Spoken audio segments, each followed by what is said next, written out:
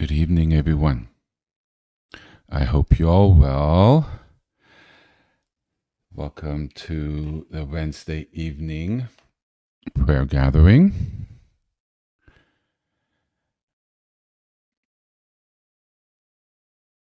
So why don't we take a moment and kind of collect ourselves from getting here. It's daylight, I think, standard time in California in the United States now. So the hours are adjusted by 1 hour going forward into the spring. So thank you for making the adjustment in your schedules. So let's take a moment and I will line up. We'll all sort of collect ourselves and then we'll begin. Okay. See you in a bit.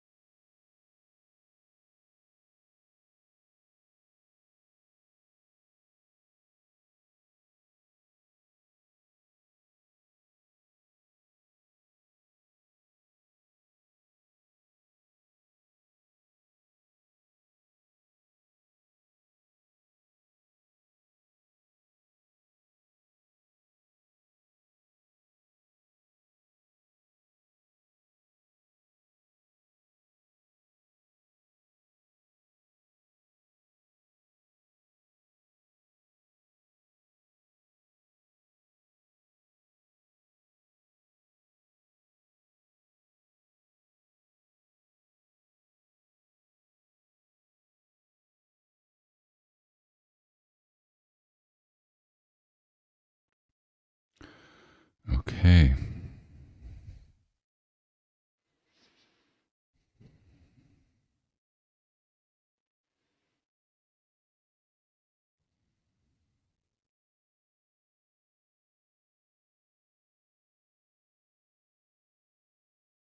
So I've been contemplating a little bit about healing.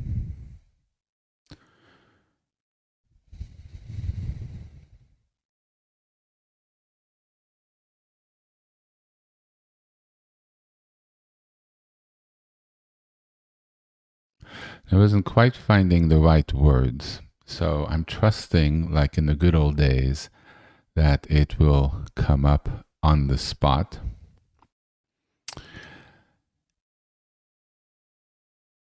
Healing is, it's not in the sense that we view ourselves as damaged or not whole or imperfect. I don't want us to have a negative mindset of ourselves. That's not helpful.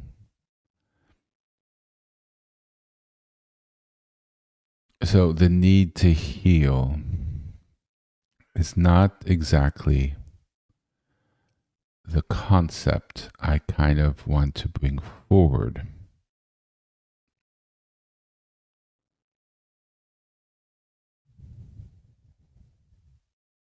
It's more of a return.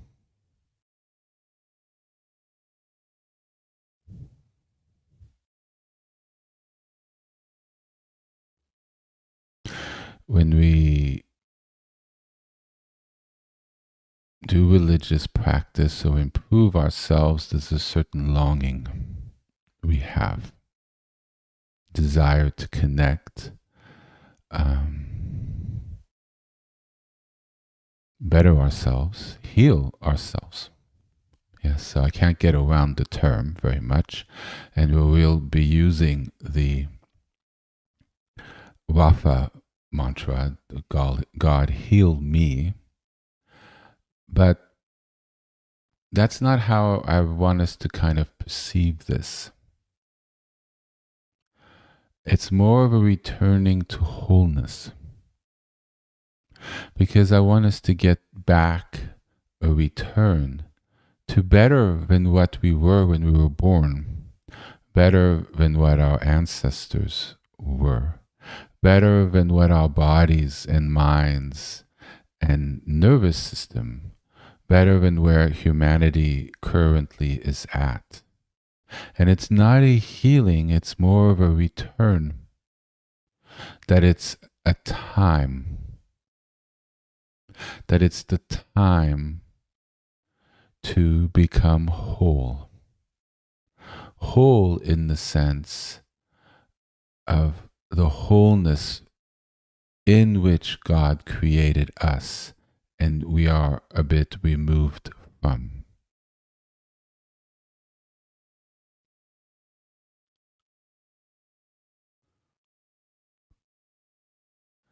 That's where the greatest growth is at.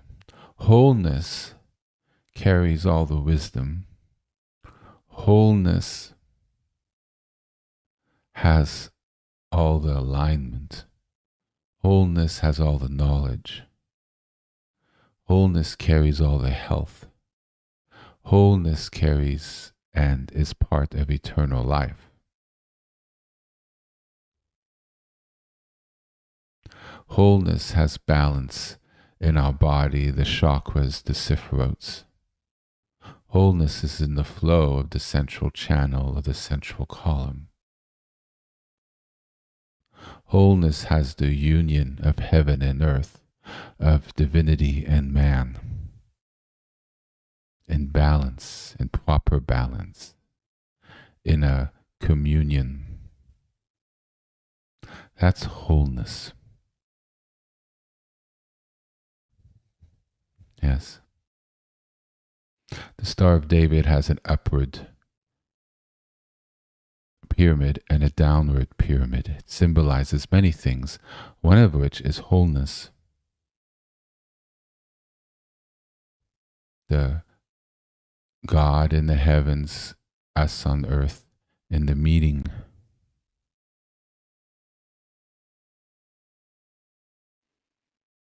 The exchange, the union of duality, man, woman, heaven, earth.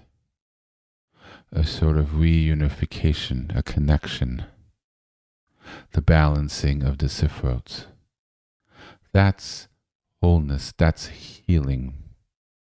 When we do any of the practices I teach, and almost anything religious, even reading sacred scripture is to come with understanding, to connect, to refine that wholeness, to find guidance on our lives so our actions are in balance, where we live a proper life.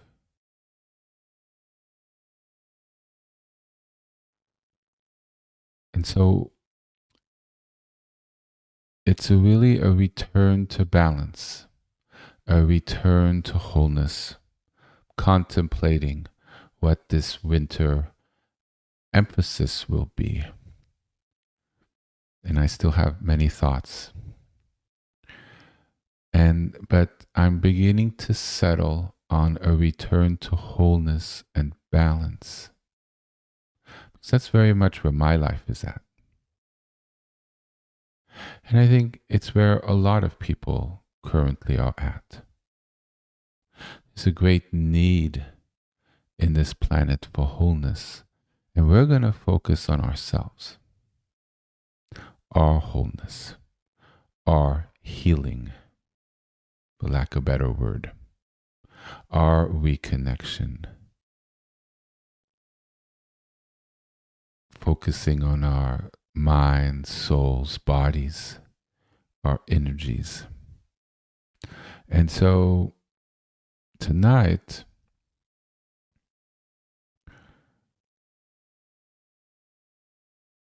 we've done a lot of work over the last couple months on using Rapha, Adonai Rapha, Yahweh Rapha, Abba Rapha, the desire connecting with the aspects of the divine that heals us. God that heals, connecting with that healing energy. But it's really a return to wholeness. When we get disease, our body is out of balance. There's something that goes wrong. It's the removal of a wholeness, an out of balance, something in equilibrium that functions.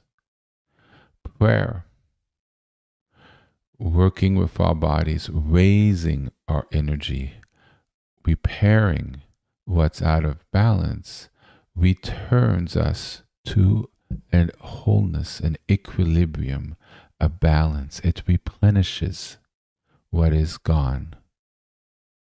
It brings back what has left. And from that place, we can go forward into the world, into our lives, into our families, whole. And so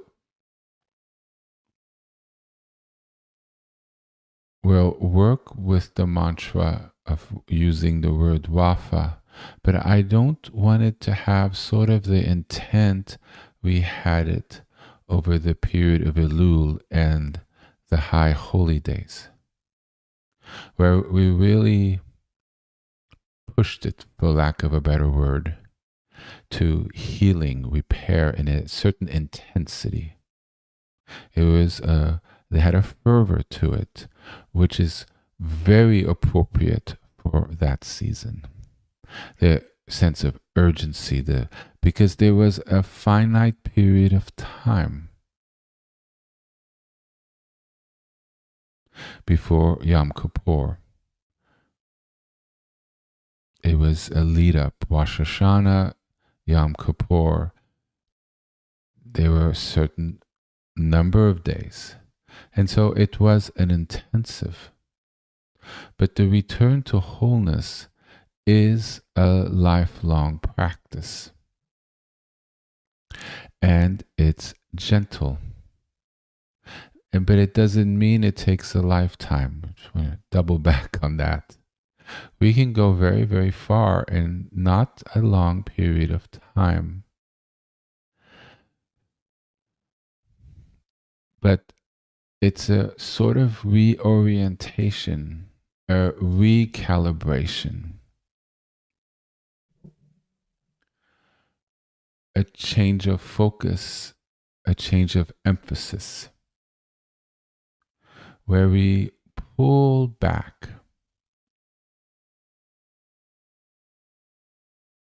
from the speed of summer.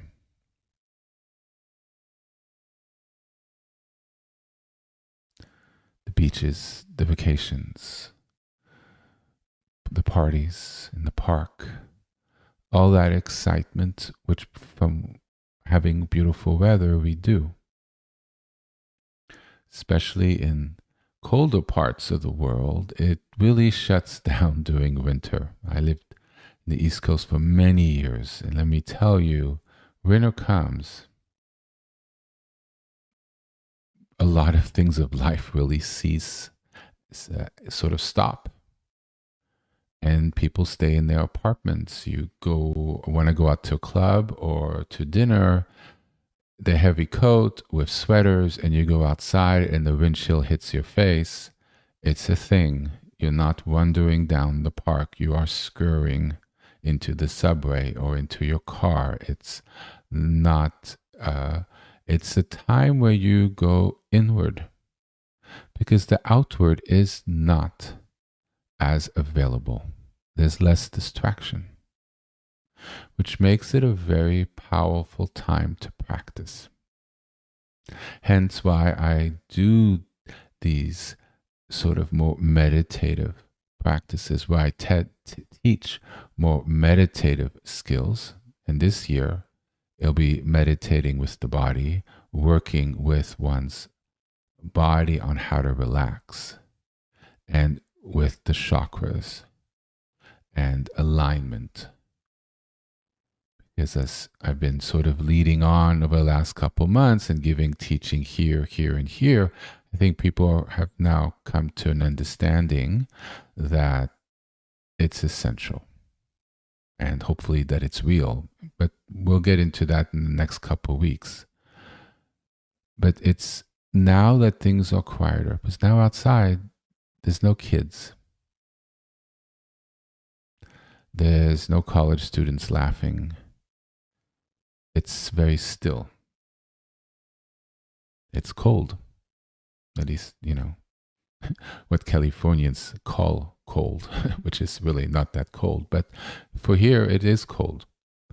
And so it's a time for that turning inwards to wholeness. And it doesn't have that feverish pitch of a timeline because we have months. A retooling, a recalibration, a healing needs a gentle container because what put us there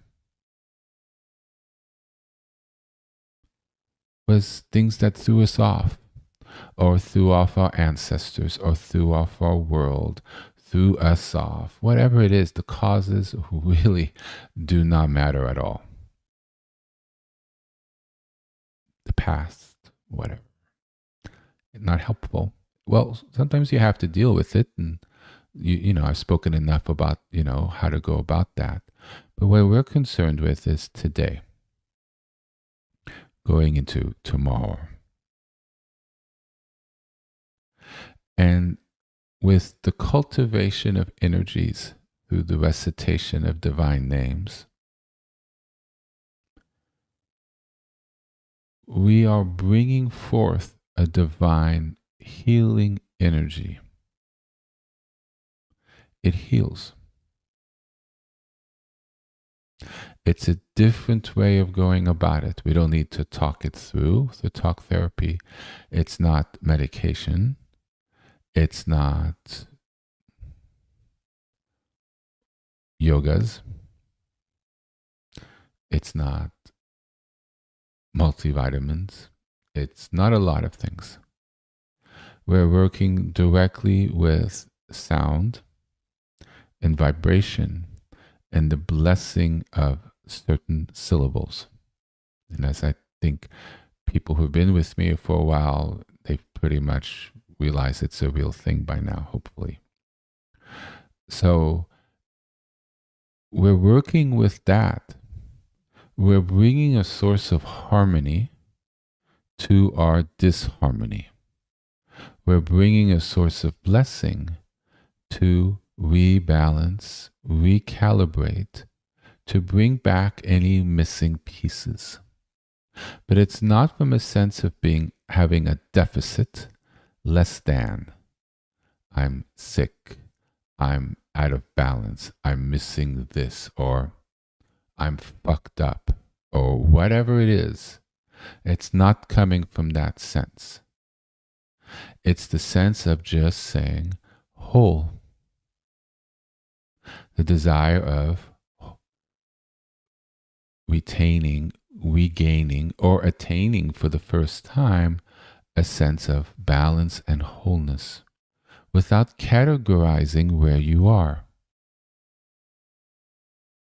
You're moving forward and you're using a modality, a means with which to move forward, and you're using something that hits the repair button. And you don't need to know as to why or how or exactly what is off. Because a lot of it, what we're working with here, as opposed to other modalities, is a more subtle form of repair that's very powerful. And you don't need to know what is off to do it. It's like the mantra does the work. It's intelligent. You don't need to direct it.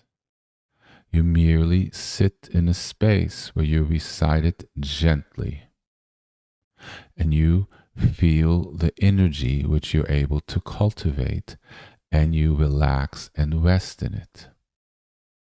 It's like having a massage, or going into the hot tub, or hot shower, or hot bath, whatever.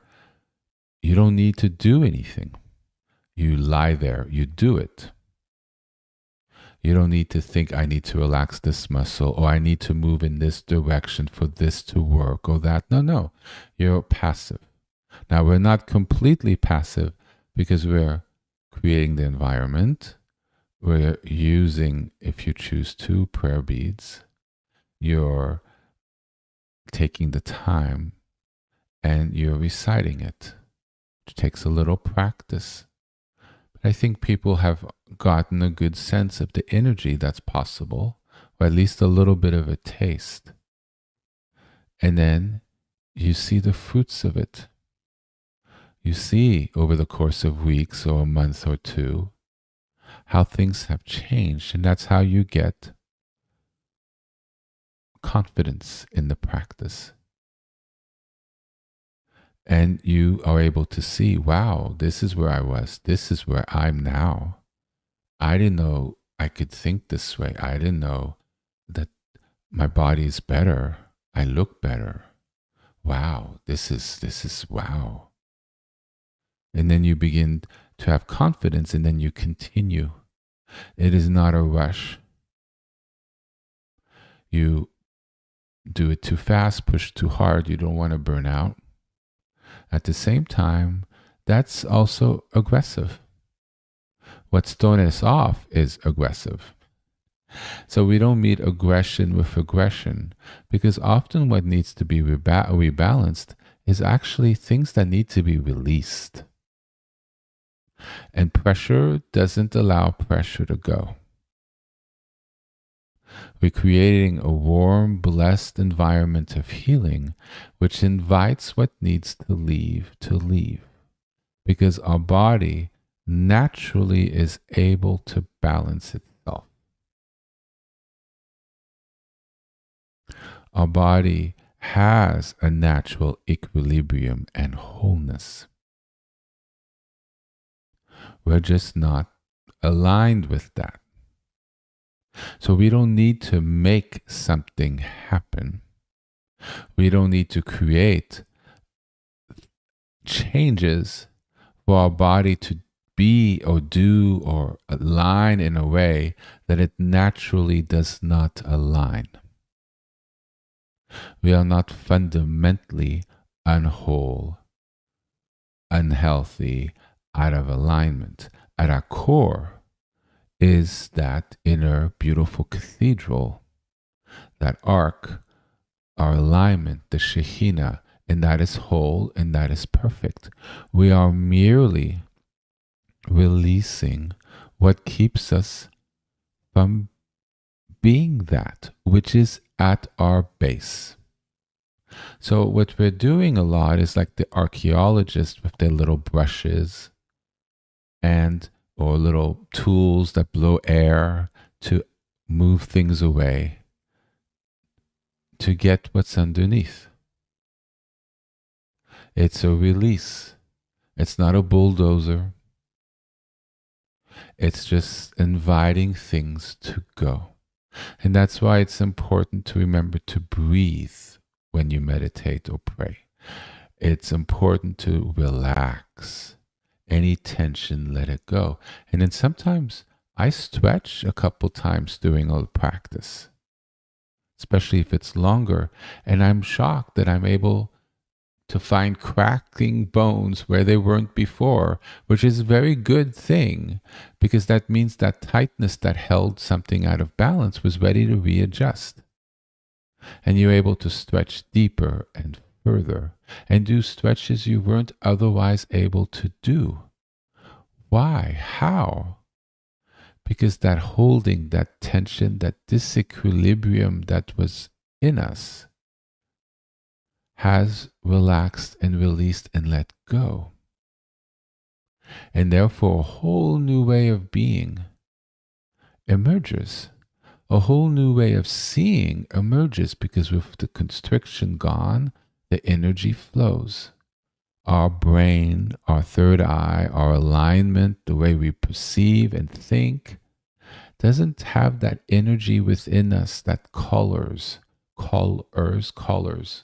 like a collar, my accent's getting in the way, that adds a temperature or a flavor or a way of perceiving things that's not correct. We're able to see things clear. There's a clear seeing, a clear feeling, a clear being. Because that calibration, that release, now we're able to touch into deeper currents within ourselves, not the trauma, not any sort of imbalances or damage or whatever. But because that energy releases, a lot of what we have is based on energy. We are very energetic beings and we hold a lot. Like people say, I'm holding a lot. They might be thinking of, I don't know, emotions, the past. They feel the tense in their body. Well, all of it's really energy. Energy gives rise to thoughts. Thoughts give rise to actions. Energy gives rise on how we see something. We see it for something that's not there or an intent that was not there, but we are sort of have PTSD or it was like that in the past. So we kind of impose that view on something that's not there and we act or react accordingly. With this release of what we've accumulated, it's a brave new world. Doesn't need to be out there. We might not be able to do a whole lot out there, but we could certainly work with ourselves.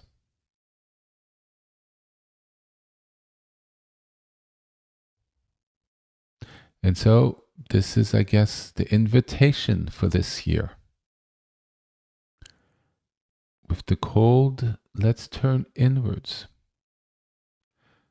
See if you wish to make this part of what you wish to do this.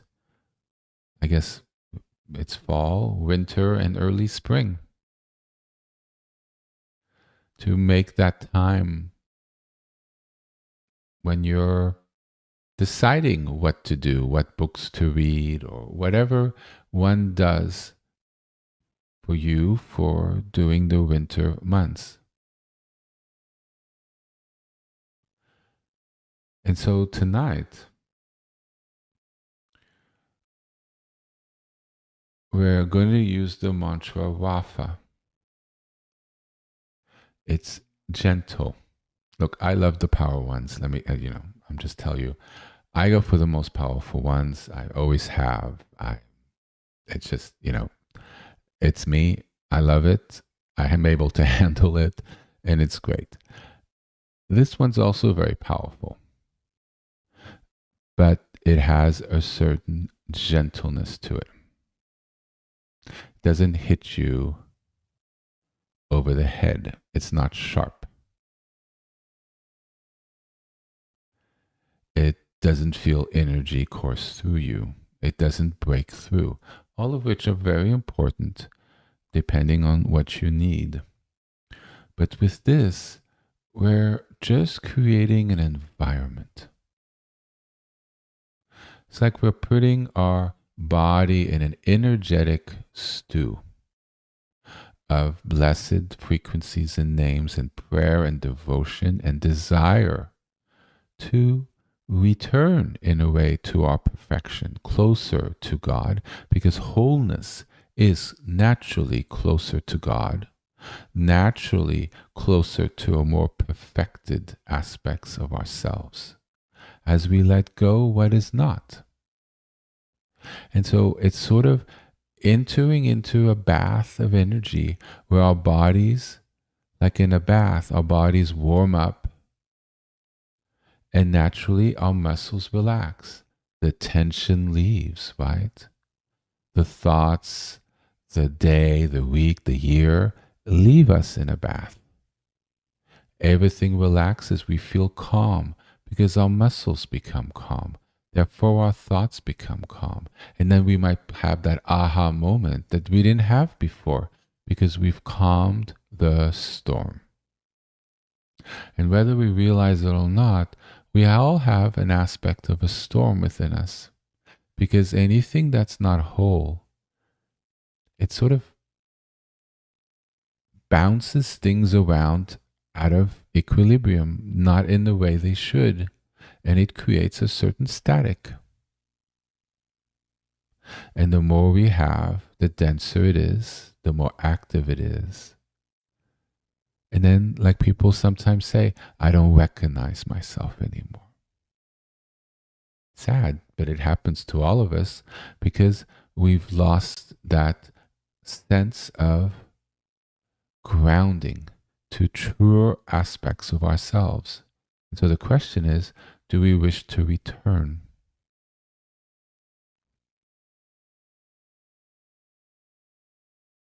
So tonight, we're just going to go gentle.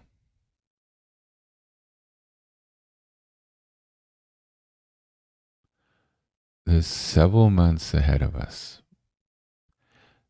Gentle. Gentle walks in nature, nice baths. A little cardio, a little stretching.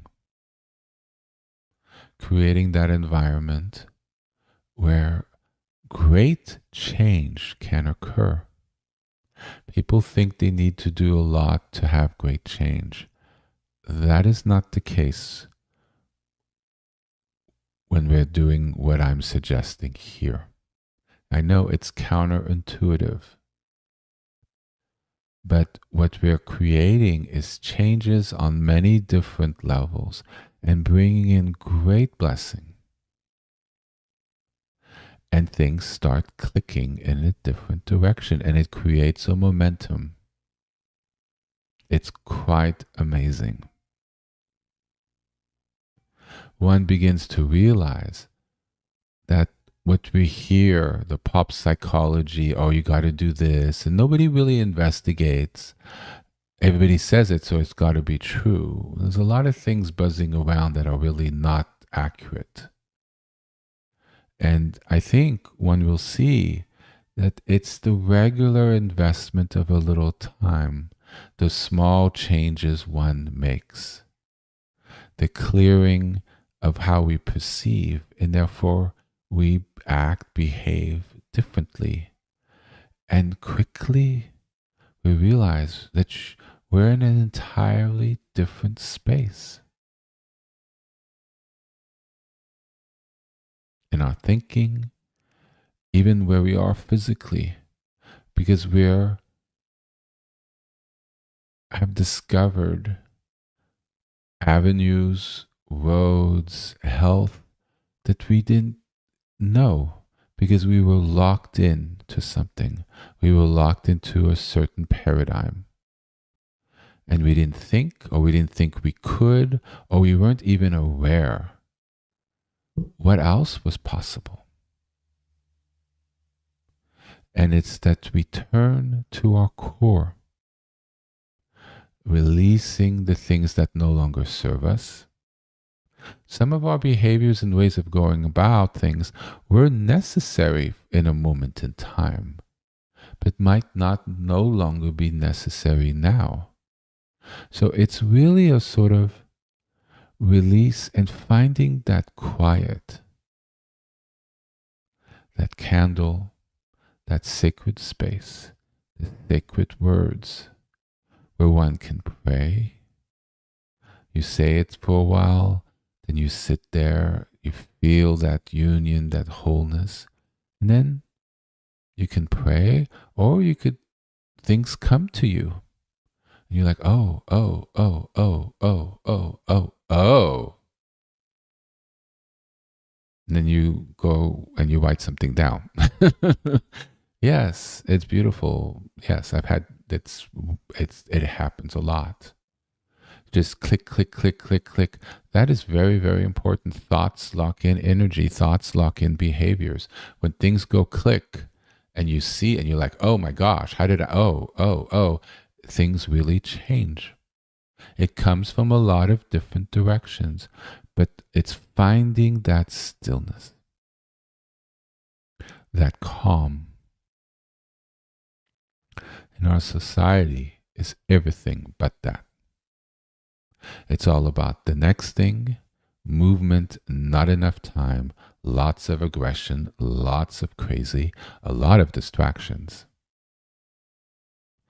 People are afraid to touch in within themselves, afraid what they're going to see, and just not knowing. It's an undiscovered country. It's an undiscovered. There's no techniques aren't really taught.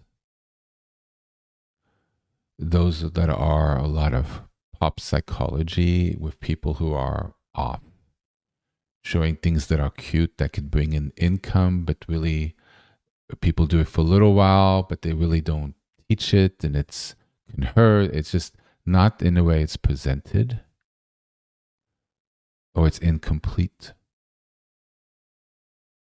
So a lot of what we have is we don't know. And the emphasis in modern society with all the electronics is everything but reflection and stillness and opening and release. We're very good on adding things and replacing things.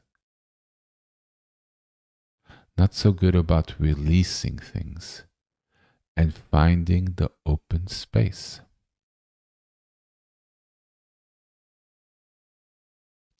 In that open space is great blessing. In that open space could be a whole new universe while you're here, and a complete rebirth, renaissance, a return to wholeness, a return to alignment and communion with God, or a deepening of it, which, just like the moving river of the Shekhinah, it moves you along. And things become much easier, much more effortless as you continue on that journey. But every journey comes with a first couple steps, the hesitation, the uncertainty, and giving up what's not on the journey. making that time, making that commitment, and then you have to forego, not do certain other things during that time. Or you start changing the way you are, the way you behave, the way you act. You bring in different healing modalities, what else you need to assist you, and it becomes very holistic, very complete. And then in a period of time, you might look in the mirror and you're like, wow, I don't recognize myself. In a good way, because you are now the amazing person, healthier, better mindset, more in control in a way of one's life, because one is more clear and more behind the seat, and you are becoming everything that you were hoping to become, and you've healed so much. And it's not necessarily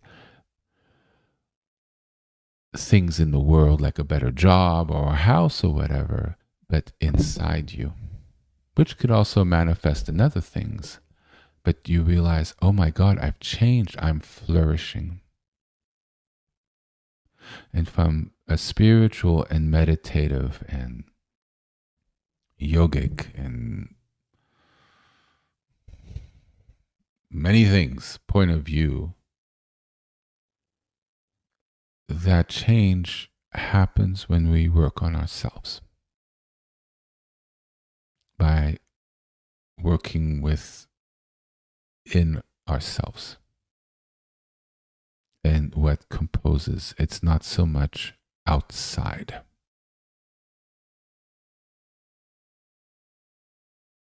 The outside assists what's going on within us.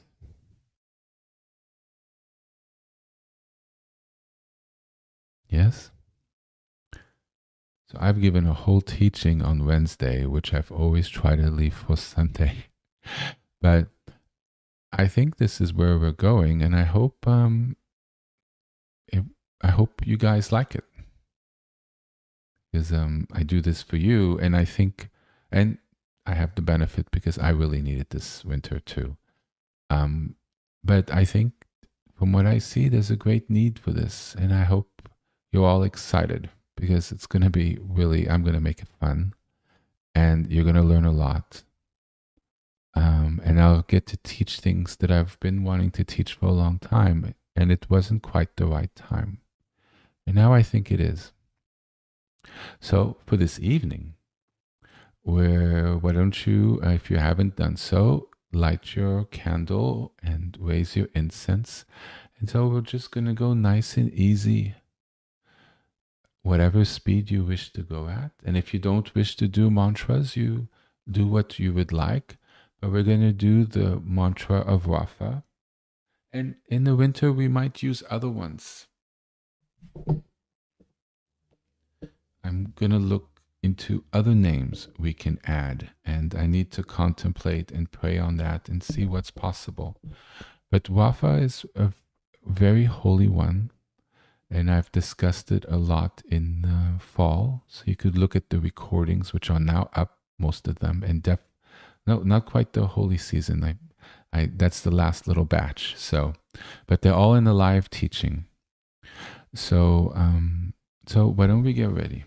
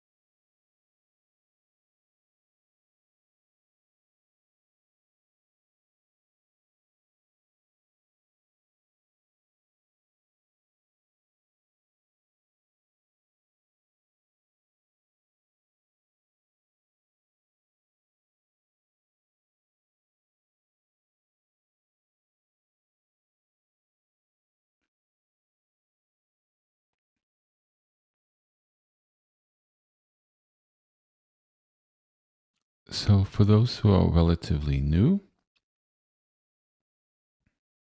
so Wafa means who heals. So if you say Abba El Wafa, Abba who heals. So it's calling on a particular aspect of God, a healing aspect, as opposed to asking for wisdom or protection or the need for money or medicine. This, you could ask, this is asking for a healing aspect, a return to wholeness. And there's no need to contemplate what makes you not whole.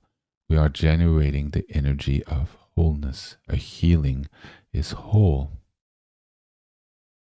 So it's almost, you just say the name, but you don't think of anything. You just say the name. I'm telling you what it means, but it's important to know. But that's not what you're reciting in your mind. You're saying, so I use the name Yahweh, Yahweh Wafa, Yahweh Wafa, Yahweh Wafa. I'm not telling myself, Yahweh who heals, Yahweh who heals, Yahweh who heals. No, no, no. It's the sound.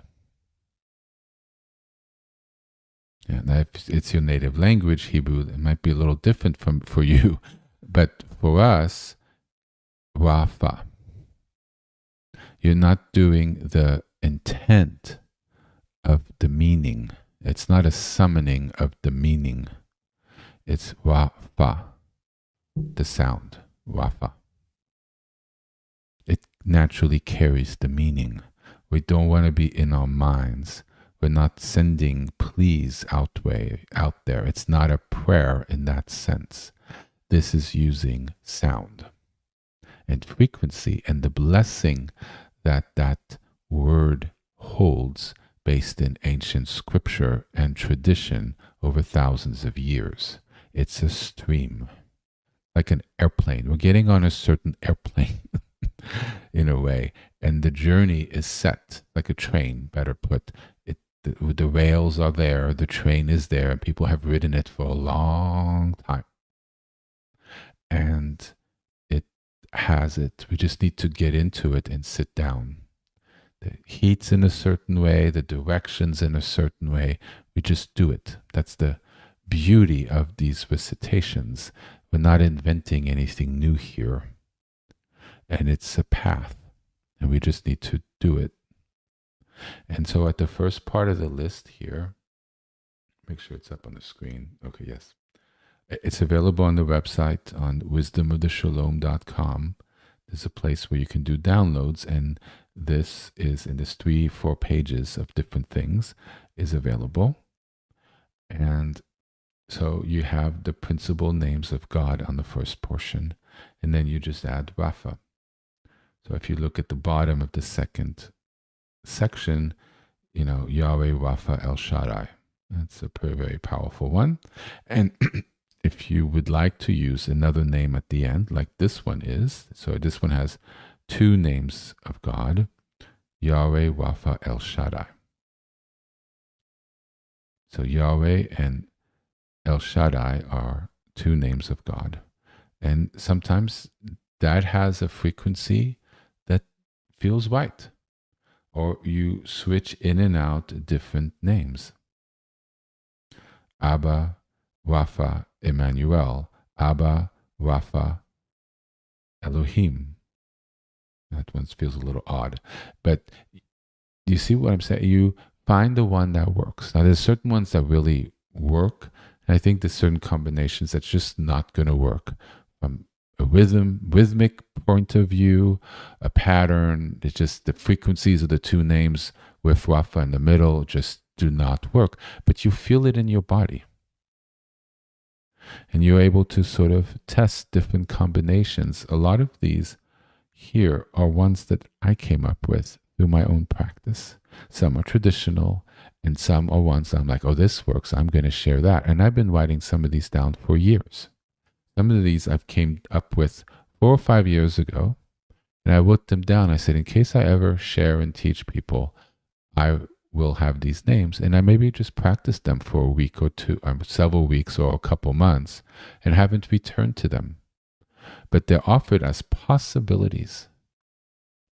And so you make your practice as to what you feel, the different frequencies in these names. But you're going to say it gently. And it's not necessarily, oh, this name is this, or this is this, and it's too intense with this name. If it is, fine. But sometimes you do need that intensity, but you're relaxing in the intensity. It just feels very effective. You get up and you're like, oh my God, I feel like a new man. Like, oh my God, I was holding all that. Wow, 20 minutes. Oh my gosh, I need to do this more often. Oh, I love these names. Where has it been my entire life? Oh, that's the one. And you're like, oh my gosh, where has this been my entire life? I wish I discovered this soon. Oh, this one sits so perfect with me. You see that thinking? Then you know you found the one, the combinations that work. There's a little exploration. At the beginning, especially, you might need a two-name combination. Elohim Rapha might not work necessarily. You might need Elohim Rapha El Shaddai. And especially at the beginning, you kind of need that extra oomph because you're new and your body is not as sensitive. And you do need a little more to have that movement. Or even if you've been doing it for a long time, that's just what sits well for you. With time, depending on what you do the prayer for, the names change. Two names is enough. One, the Aleph practice. Spoke about this, I don't know, a year and a half ago. There's a progression, but then not necessarily. For certain things, one, or certain seasons in your life, you're doing this. The most, and that's perfect.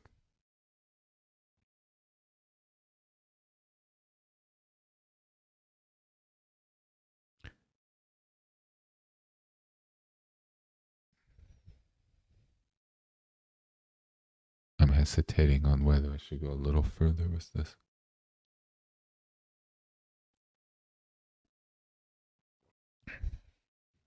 One, with time, can develop the ability of just looking at the Aleph, because all these names go into the Aleph, and just look at it or rest in the Aleph or do a certain Aleph practice, and all of that just happens naturally from that resonance that you're able to have with the essence of what God is. But that takes time, and it takes a certain alignment of your energies and healing and wholeness and practice.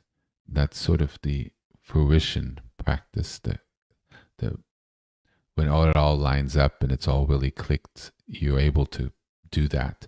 But that's further down the road. But people can do it early if they have the capacity. But there's sometimes a progression with more names, a couple names, one name, and then the Aleph, which embodies everything. There's also an understanding that comes with that, a way of perceiving. And at the beginning, there's too much going on, and the understanding's not there. The understanding comes the alignment, or with the alignment comes the understanding. There's a whole path, and there's a progress, and a lot of things become more available, which really seem out there and sort of, whoa, this is out there. Then you realize it's not. We're bringing it all in to become fully 100% and whole.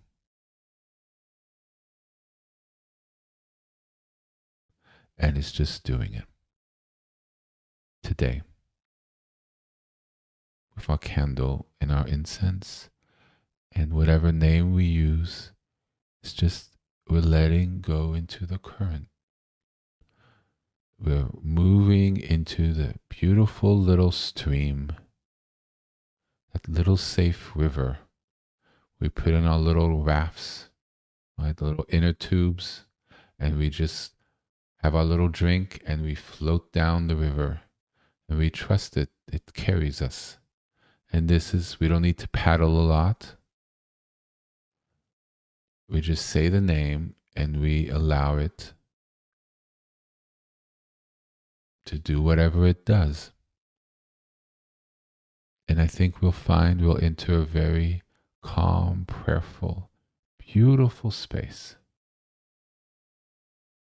And the healing naturally happens. Wholeness returns. So, as we always do, we will start with the Shema.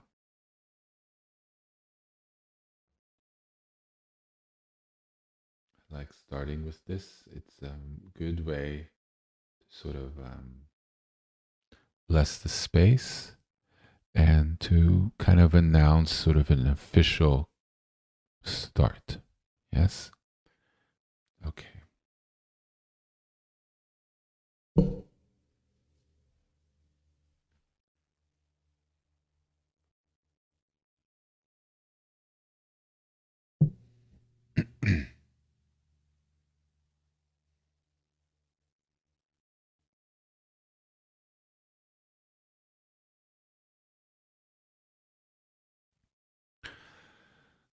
So this also has sounds and tones and syllables, which has been said for millennia. It creates great blessing. It derives from certain portions of the Torah. So I encourage you to say it out loud because it itself is a mantra. Because the words carry blessing and the sounds of the words are blessed.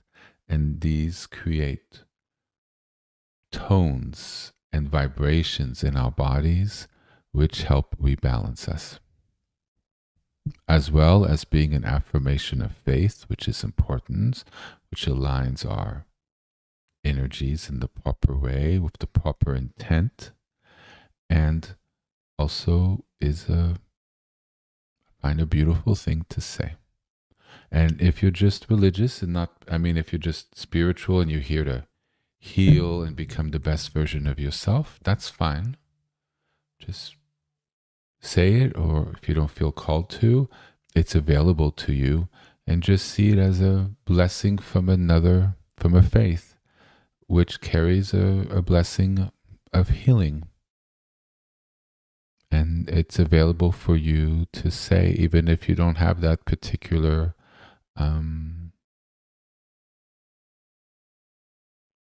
pronouncement of faith. Even if you don't kind of really believe it, it still has that divine blessing in it. And it's not an exclusive club. Okay.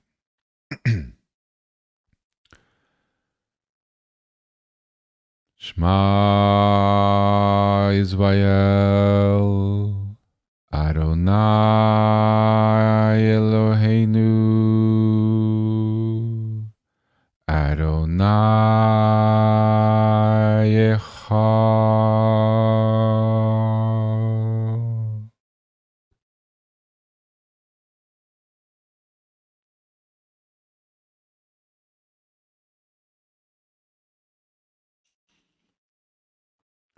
Yahweh Rapha, Yahweh Rapha, Yahweh Rapha, Yahweh.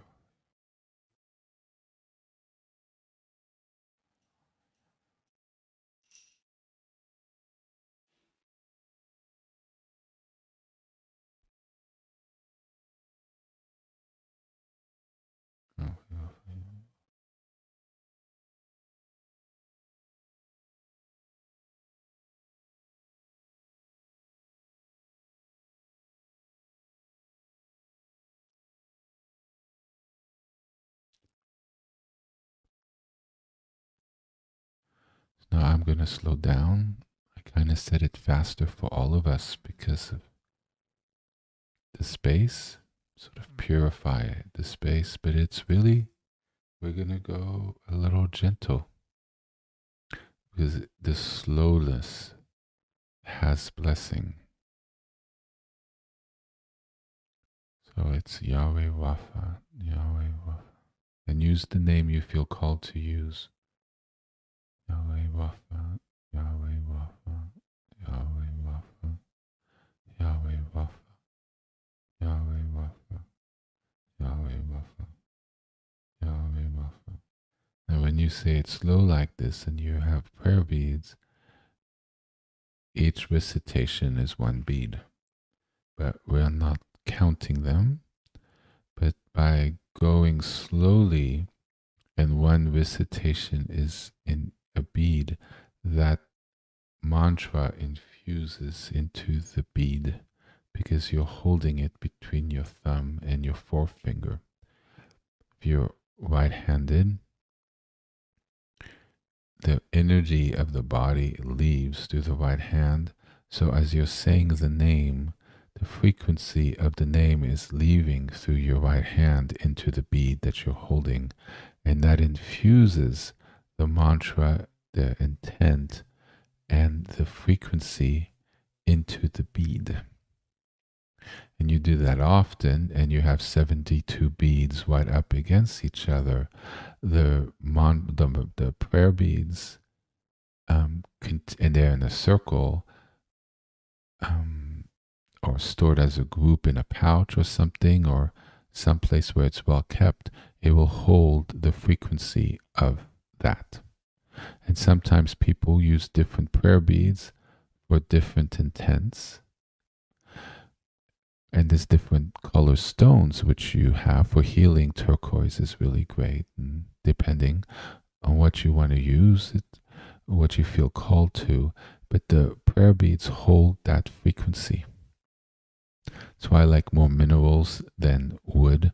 Wood doesn't quite hold it as well. It holds it. So if you're feeling not well, or it helps deepen your practice because it becomes an aid. Because you hold it, it has the frequency. So you're not always generating it only on your own.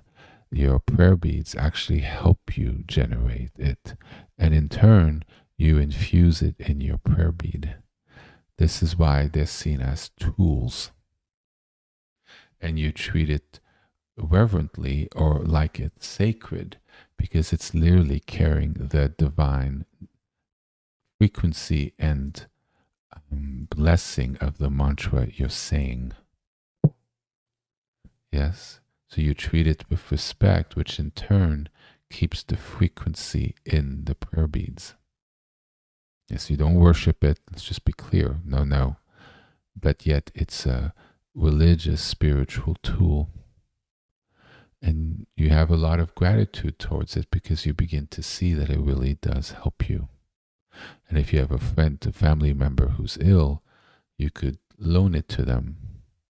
And they who don't have this practice, who don't understand it, don't need to believe in it, because you will see they will feel better with it.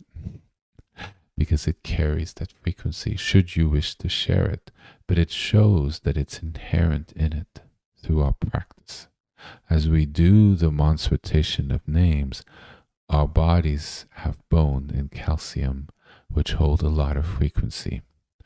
Not necessarily the frequency we wish to keep. As we say the names, the bone is no longer radiating whatever frequency and trauma and everything we're holding, that distortion, that imbalance, that unwholeness. It's being changed by the frequency and the blessing of the name, which alters what the bones are emanating within us, heals that, and it begins to emanate the frequencies of the name we're using.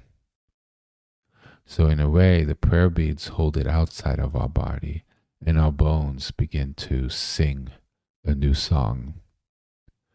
And when we're out in the world, that is carried with us as well.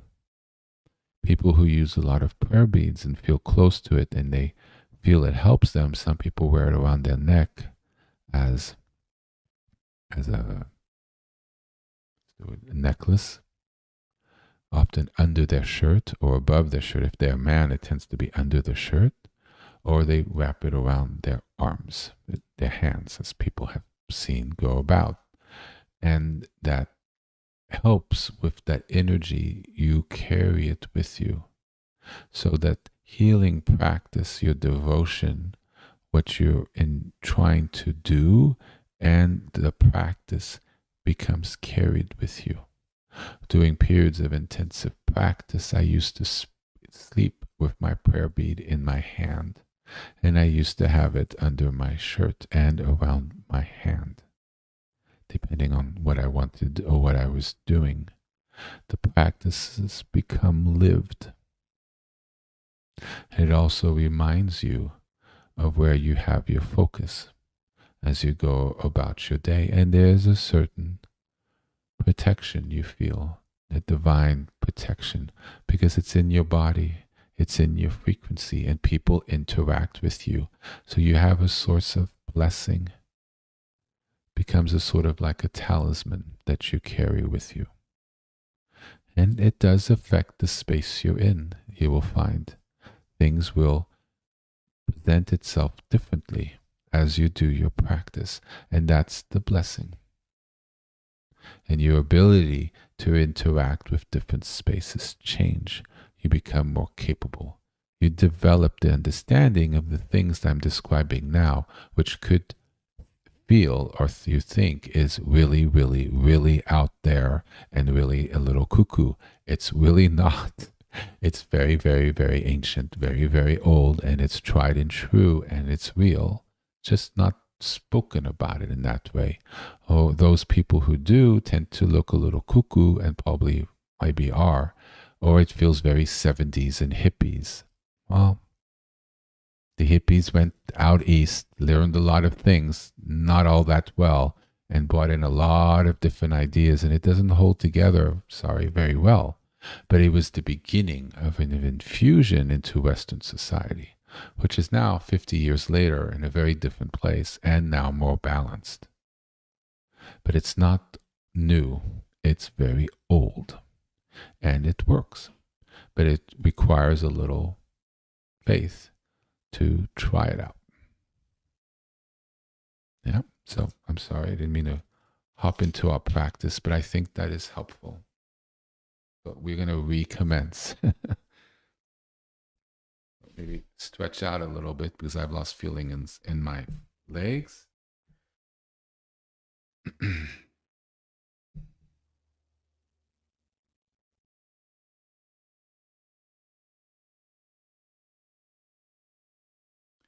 you wish, you could put up some more incense. I'm going to do that. So you see, it's a loose practice. It's not rigid. We're working with our flow.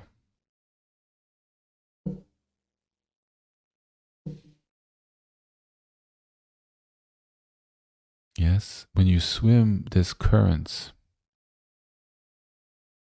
waves, you get pulled to the left and to the right. You kind of have to swim with it. If you swim against it and you force it, you get tired. So you learn to go with it and keep your eye on where you're headed and make those adjustments with the wave, not against it. So your practice should be gentle in that way. If you feel to take 5 minutes break, take a little tea or coffee, that's fine. If it's so annoying you that you're wondering if you got that text from that hot guy and hot girl that you really want to have a date with the next day, and you can't focus because of it, well, then take a quick look so you can get back to it, right? It's working with it. This is not meant to be rigid or oppressive. If you feel you need to lie down and just curl up in front of your prayer space as you say the name when you're on your side, a little blanket over you, that's a very, very beautiful thing. There's no right way to do it. It's what helps you be in that cocoon and the flow of blessing. If it's better in the morning or in the evening or both, a little bit as you're falling asleep, a little bit at lunch, whatever it is, you want to tap into a current and be able to feel it the whole day. That you're going about your day and you're feeling that flow being with you in your day. It takes a while. So we start with little periods here and there. A couple minutes stolen here, a couple minutes over here, and a little practice there. We're allowing to work with it in the way this energy is all part of the Shekhinah, the divine flow of divine energy to us. And we're learning to connect and realize the river is always with us 24/7, is always flowing. Are we going through our life with the river carrying us as we make our decisions and we feel the river gentle guidance and we're in the flow? Remember people saying, I'm in the flow? Well, it's a real thing. You just have to be careful that you're in the right flow and not the wrong flow, right? And so we're learning to enter into that balance and wholeness so the sephirots are in alignment, or more in alignment, where the chakras are more balanced. So the flow ends up being the real flow, the one that's aligned, helpful, and leads you to greater alignment. You see? And so by doing this, we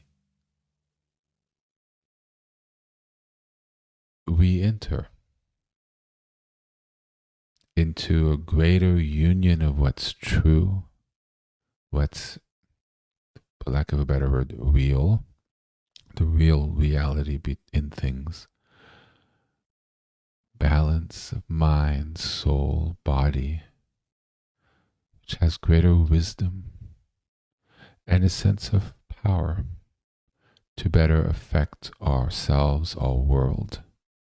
An ability to do these mantras, and it has a certain level of oomph and power. Believe me, if I really said one, you would really feel it. And that's practice. And I think people do feel it when I say it. And that's practice. And you use it properly, and it helps with change. Yeah? That's so beautiful. Thank you. So we're gonna let's let some incense. I'm all excited now. And we'll go. We'll do this.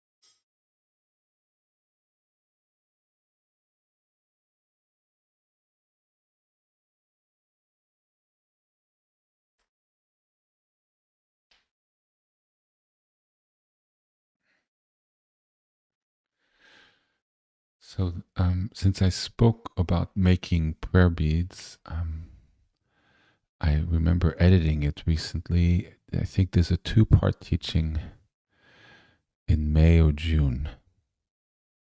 Everything is in the video section of YouTube, and I try to have a description of everything, And I think I've done a really good job with that. And the title as well should be descriptive. So if you go down, you should be able to find on prayer beads, there's a whole thing on stones, how to go looking at stones, and then afterwards, after that one, there's one or two, I think two, on how to make them and how to bless them and how to work with them.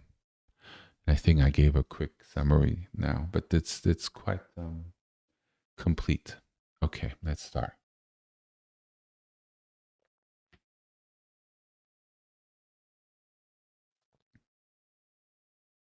So when we start, just sort of recenter. Put your hands together, fingertips together at the right angle at the chest, and you just close your eyes, breathe, feel your body, feel your posture and alignment, and just kind of center and relax. And by having the fingertips together, it recalibrates the energies of the left and right side of the body, left, right side, and hemispheres of the mind, and the thoughts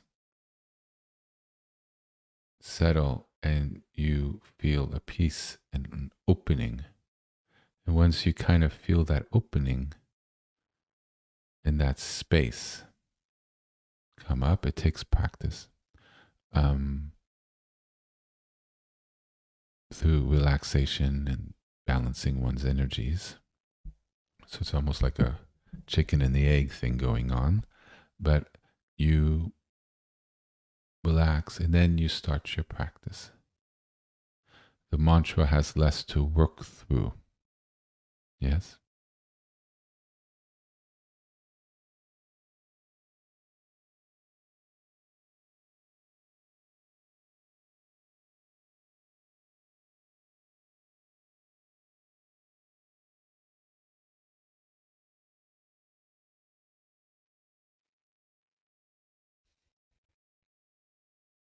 Breathe, let go, relax.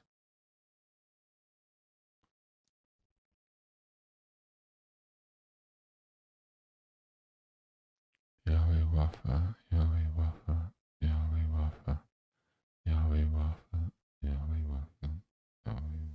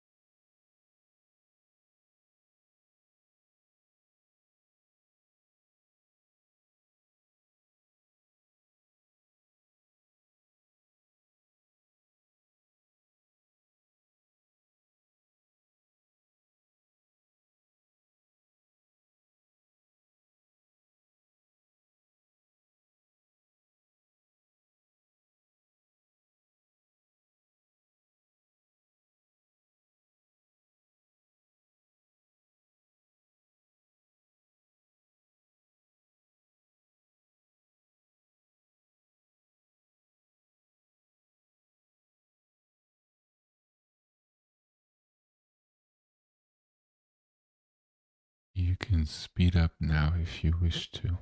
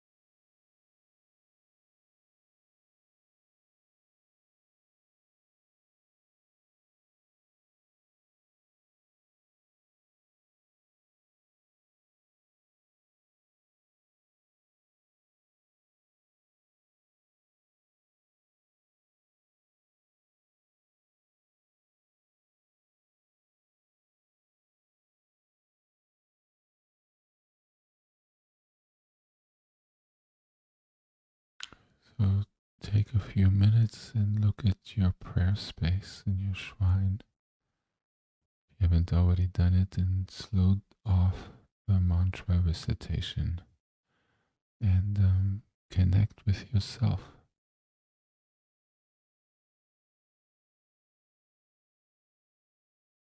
That feeling of wholeness,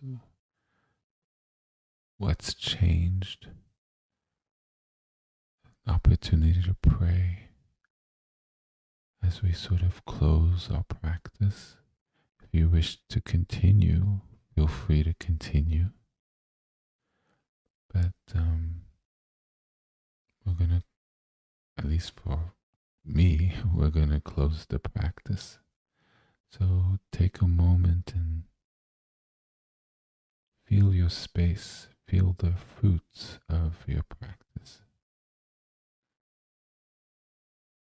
And maybe say a prayer if you feel called to.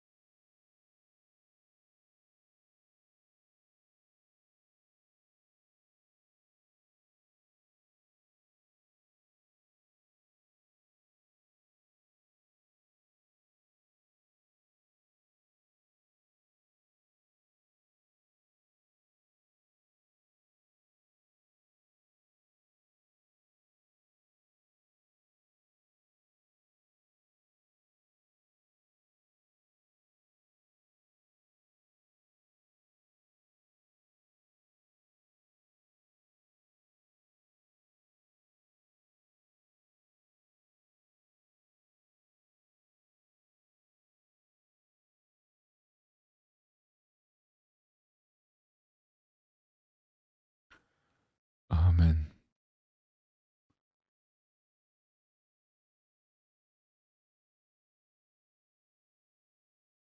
I hope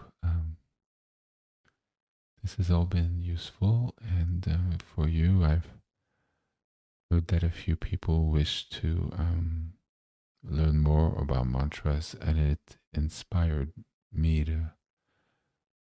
to go into this focus. It's the most powerful and fastest way that I know, and it's the most beautiful way as well. So I hope you've enjoyed this evening, and I wish you all the best for the remainder of your week.